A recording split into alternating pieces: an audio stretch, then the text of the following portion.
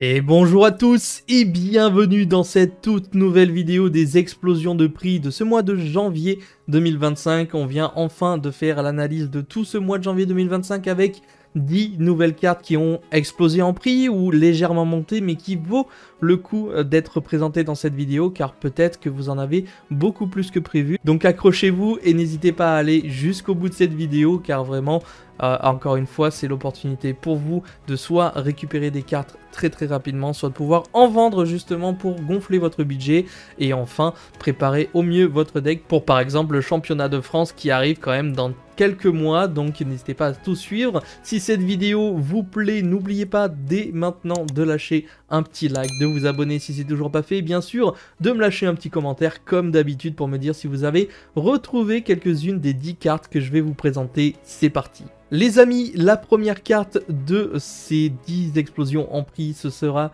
le dragon de métal noir entier et aux yeux rouges. Et oui, j'ai le retour sur le côté, c'est normal parce que j'affiche les cartes, donc je suis obligé d'avoir un petit retour pour être sûr de vous parler de la bonne carte. En tout cas, ici, c'est une ultra de Rota qui est sortie il y a pas si longtemps que ça et qui au final commence à devenir l'une des ultra rares de cette série classique les plus chères. Faute à quoi, ce petit dragon de métal noir entier aux yeux rouges fait l'apparition dans une decklist qui a fait top tout simplement, qui a fait de très bons résultats avec l'archétype primite, hein, donc justement qui commence à faire du résultat. Alors il apparaît par-ci par-là avec les yeux rouges mais a des effets très intéressants. Je vous laisserai bien sûr lire et analyser la carte. Sachez qu'elle a commencé à monter en prix puisqu'à la sortie elle était qu'à 1 euro, 2 euros.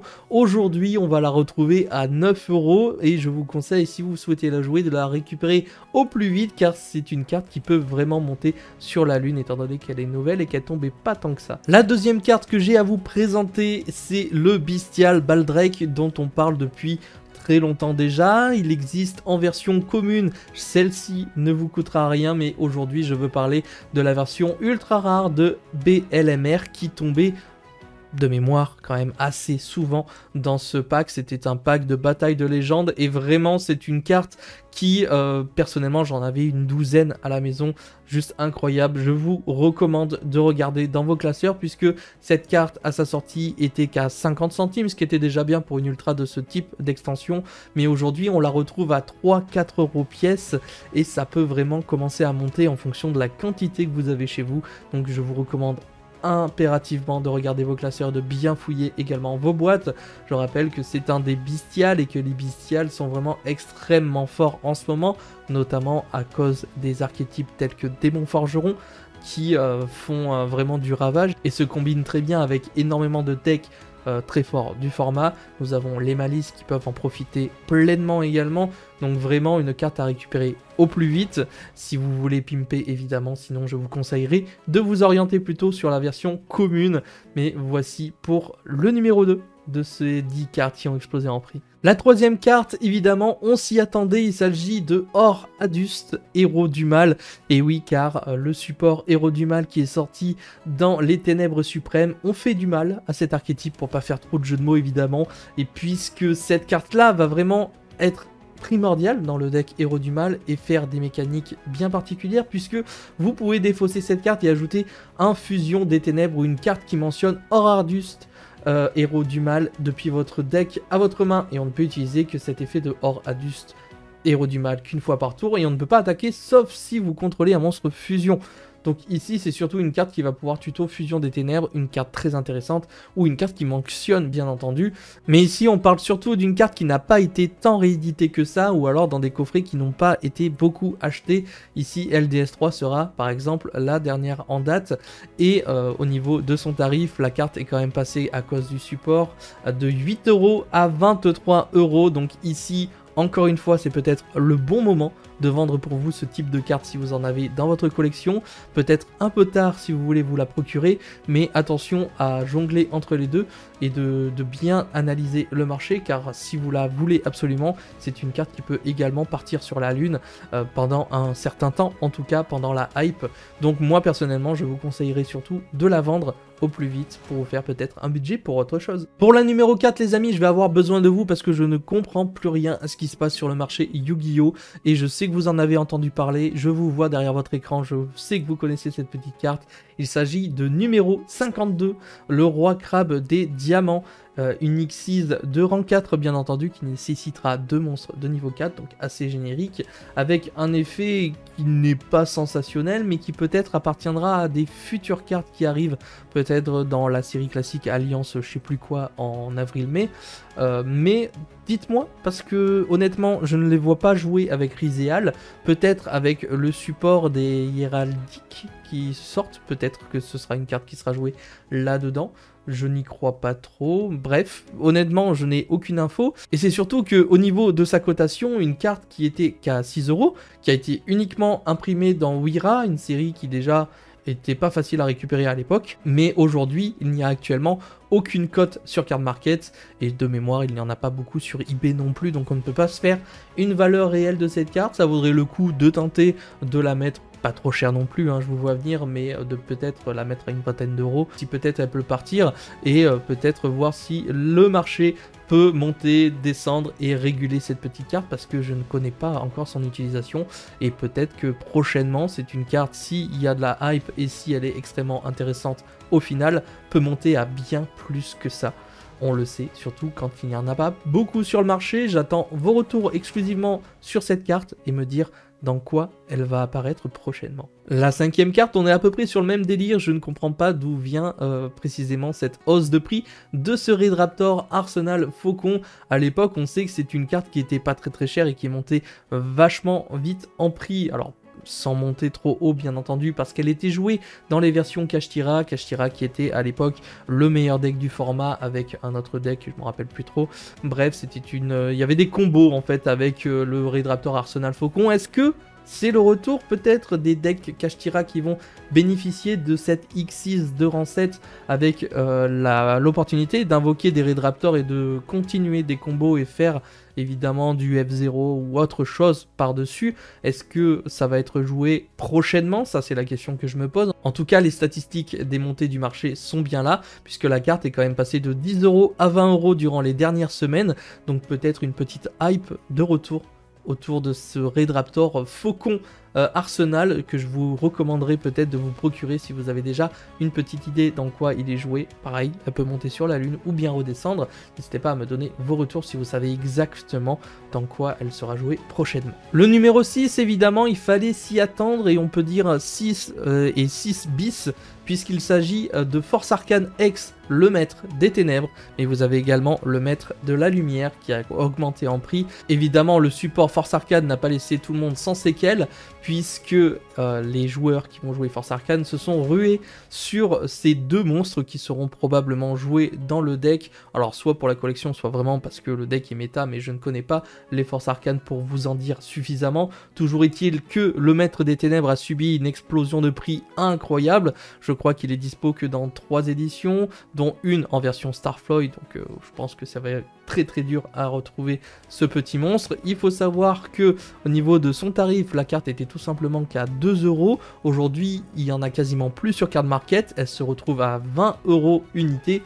Je ne suis pas sûr entre nous que ça se vende à ce prix-là pour une petite commune, mais peut se réguler et peut valoir le coup que vous fouillez justement dans vos classeurs de communes, puisque oui, cette petite carte en SP13 est bel et bien en commune et en Starfoil, et vous avez également le maître de la lumière qui lui est un petit peu moins cher, je crois qu'il avoisine les 7-8 €, mais qui est également en commune et en Starfloid et qui mériterait votre attention si vous avez des classeurs lumière avec des monstres de niveau 10-12. N'hésitez pas à jeter un œil dedans parce que ça peut valoir le coup de vous faire justement un petit billet. La 7ème carte, il s'agit de Citri Crystron qui prend une énorme explosion. Lui par contre, au niveau de son tarif, on parle d'une carte qui subit évidemment l'intérêt du support Crystron qui est arrivé dans Suda également. Suda qui a quand même fait exploser pas mal de cartes en prix, que ce soit du Héros du Mal, du Crystron, du Force Arcane ou même du Blade Gladiator. Il a vraiment fait un énorme boost sur le marché, donc ça fait du bien pour ce type de vidéo. Toujours est-il que le petit Citri, lui, est passé de 9 € à 24 € pièce. Alors l'avantage de ce petit monstre, c'est qu'il ne vous en faudra qu'un seul dans la decklist d'ailleurs Crystron qui a top en OCG il n'y a pas si longtemps que ça, qui expliquerait sûrement le prix du petit Citri Crystron qui, certes, ne vous faudra qu'en un seul exemplaire, mais qui n'est pas si facile à récupérer. On le voit d'ailleurs sur Card Market, il n'y en a que très peu et il n'a jamais été réimprimé. Donc pareil, une des cartes pas facile à choper et qui sera peut-être réimprimée dans un futur RA04. Attendons peut-être un petit peu, mais si vous l'avez évidemment dans votre collection, c'est peut-être le bon moment, encore une fois, de vendre cette petite carte.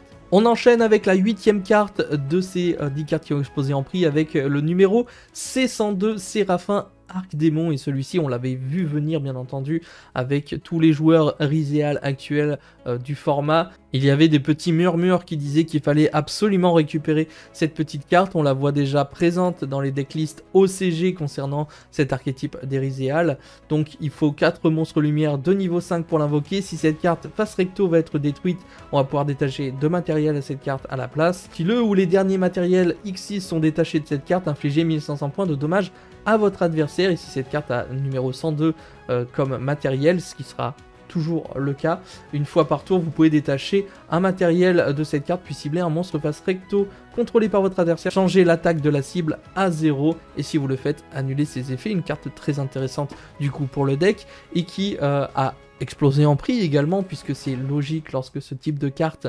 sont jouées, surtout qu'elles datent de l'époque 2014-2015, donc commence à être vraiment très vieille. Et il n'y en avait pas beaucoup sur le marché également, d'où son prix qui passe de 3 € à 15 € pour seulement la version super rare. Vous avez la version Prio et MP15 qui seront en super rare à ce tarif là. Et si je peux vous donner un conseil, vous avez également l'Ultimate qui est à 25 € que je trouve vraiment pas cher par rapport à l'écart concernant une super rare. Et l'Ultimate, si vraiment la carte monte sur la lune, ça peut vraiment monter à 30, 40, 50 € pour une Ultimate, comme on a déjà eu le cas avec par exemple le dragon synchro, j'ai plus le nom, je crois que c'était le dragon hybride concernant évidemment les monstres Tenpai. On avait vu une grosse carte Ultimate augmenter en prix, donc n'hésitez pas à vous le procurer avant que ça monte trop vite, c'est peut-être le seul conseil que j'ai à vous donner sur cette carte. On continue très rapidement avec la 9e carte qui est Barrière de Lumière. Ici c'est une carte tout simplement qui a augmenté en prix dû au support Force Arcane bien entendu dans Suda, encore une fois à l'image des Force Arcane X. Ici c'est une carte primordiale pour le deck puisque toutes les nouvelles cartes vont avoir dans leur texte l'intitulé de Barrière de Lumière qui va être justement obligatoire pour le deck, ce qui fait que toutes celles et ceux qui veulent jouer ce deck Force Arcane vont devoir passer par la case je récupère un maximum de terrain Barrière de Lumière. Une carte qui a été réimprimée qu'une seule fois puisqu'on a le premier LODT qui date déjà de très longtemps, je n'ai plus la date exacte, et nous avons le second LODT qui est sorti récemment et en fait tout simplement cette petite carte est passée de 50 centimes voire même presque de 2 centimes parce que c'est une carte pas du tout jouée à actuellement 3-4 € le petit terrain en rare. Donc pareil, ça peut valoir le coup de regarder les classeurs et de sortir un maximum de barrières de lumière que vous possédez. La dernière carte de ces 10 cartes qui ont explosé en prix, c'est évidemment l'Orcust Squelette de la Cymbale. Une des seules cartes qui n'a pas été réimprimée récemment puisque RA03 a réimprimé le Kirsu de mémoire. Nous avons le BLTR qui a réimprimé la harpe Orcust qui d'ailleurs sortait de la banlist. Mais le Cymbale n'a pas été touché depuis un très long moment. Et en OCG, il y a quand même quelques decks qui ont top récemment. Évidemment, les grands fans de Orcust vont se jeter sur toutes ces cartes. Ce qui fait que cette petite rare et super rare de mémoire dans un pack de tournoi commence rapidement à monter en prix. Et c'est intéressant. Alors attention, ce n'est pas une énorme explosion en prix, mais une carte qui passe de 10 centimes à 3-4 €. Pour moi, elle rentre quand même dans ce type de vidéo, étant donné que, encore une fois, à l'image du Bestial Baldrake, si vous en possédez une douzaine chez vous, ça peut vite représenter un très bon billet pour la suite de votre aventure Yu-Gi-Oh! Donc n'hésitez pas à checker, je ne vais pas rappeler les effets des Orcust, je suis sûr que vous êtes peut-être bien plus calé que moi sur le sujet. En tout cas, voici les amis pour ces 10 cartes qui ont explosé en prix durant ce mois de janvier 2025, même si le marché est quand même assez calme en ce moment. J'espère pouvoir continuer pour le mois prochain vous faire ce type de vidéo. Et voilà les amis, c'est terminé pour cette vidéo des explosions de prix. J'espère que comme d'habitude elle vous aura fait plaisir et vous aura permis de découvrir des cartes que vous possédez qui valent un peu cher ou juste une petite alerte dans votre tête en mode oula, il faut absolument que je me procure cette carte avant qu'elle monte de trop. En tout cas voici pour les 10 cartes que j'avais à vous présenter pour ce mois de janvier 2025. J'espère que ça vous aura fait plaisir, n'hésitez pas à me donner tous vos retours dans l'espace commentaire, me dire si vous en avez retrouvé, si vous avez réussi à en vendre, à en acheter en temps et en heure, et bien sûr me donner peut-être votre sélection de cartes que vous avez vu exploser en prix durant ce mois de janvier 2025, peut-être que j'en parlerai dans une prochaine vidéo. En tout cas je vous remercie d'être resté jusqu'au bout de cette vidéo. D'ailleurs pour gagner le petit mois d'abonnement sur MyCardPrice, je rappelle le petit partenaire pour ce type de vidéo, n'hésitez pas à dire cymbale, à placer le mot cymbale dans un petit commentaire et vous serez éligible au tirage pour gagner un mois d'abonnement en premium avec tout complet sur le site MyCardPrice. Je rappelle le site où j'arrive à avoir toutes les statistiques, analyse des bons prix, des bons plans et surtout des explosions de prix en temps et en heure. Donc n'hésitez pas à participer au concours et gagner ce petit mois. Je vous donne rendez-vous pour une prochaine vidéo, c'était Yamiro. Ciao les potes!